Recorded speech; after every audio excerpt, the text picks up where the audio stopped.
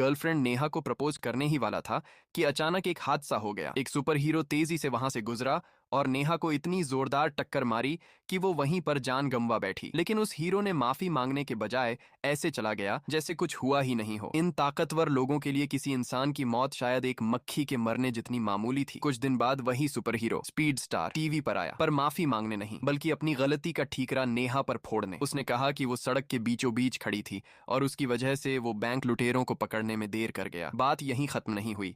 Speed star की company ने रोहित को चुप कराने के लिए बस एक गोपनीयता समझौता भेजा और मुआवजे के नाम पर सिर्फ $40,000। रोहित अंदर से टूट गया। एक आम इंसान होकर वो किसी सुपर हीरो से लड़ भी क्या सकता था। उसने कोशिश की कि सब भूल जाए, पर जब वो सुपरमार्केट गया तो हर जगह उसी हीरो के ऐड थे। फ्रिज में उसकी बियर, रैक पर उसके पोस्टर, यहाँ तक कि कैश काउंटर पर मैगजीन के कवर पर भी वही मुस्कुराता चेहरा। रोहित की सहन शक्ति वहीं टूट गई। वो सोच ही रहा था कि जिंदगी अब बस गुस्से और खालीपन में बीतेगी। तभी उसके पास एजेंट विक्रम आया। उसने बताया कि हर साल ऐसे सैकड़ों लोग सुपर हीरोज की वजह से मारे जाते हैं और पीछे की कंपनी वॉट कॉर्पोरेशन सब कुछ छिपा देती है। विक्रम खुद एक विजिलेंटे था जो इन ताकत के नशे में चूर हीरोज को सबक सिखाने निकला था। पहले तो रोहित को वो पागल लगा। एक आम आदमी होकर सुपर हीरो से भिड़ना मतलब खुदकुशी। लेकिन जब दर्द बदले में बदल जाए तो डर की कोई जगह नहीं रहती। वो विक्रम के साथ चल पड़ा। विक्रम उसे एक सीक्रेट बार में ले गया जहाँ सुपर हीरोज शराब पीकर अपना असली चेहरा दिखाते थे। वहाँ स्पीड स्टार भी था और अपने साथियों से मजाक करते हुए बोला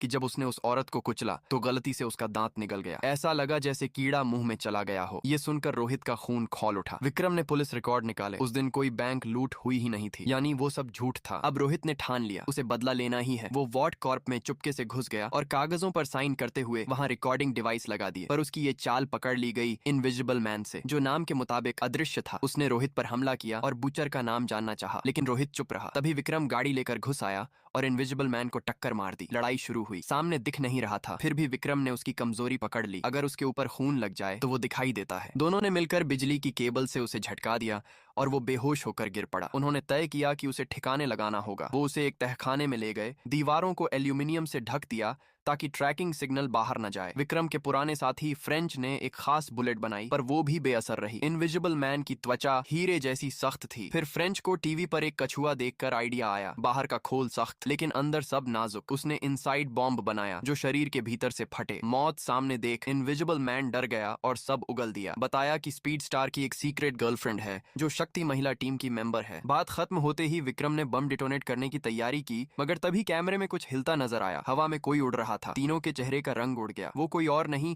बल्कि होमलैंडर था, सुपर हीरोज की सबसे ताकतवर टीम का लीडर और इंसानों के लिए सबसे बड़ा खतरा।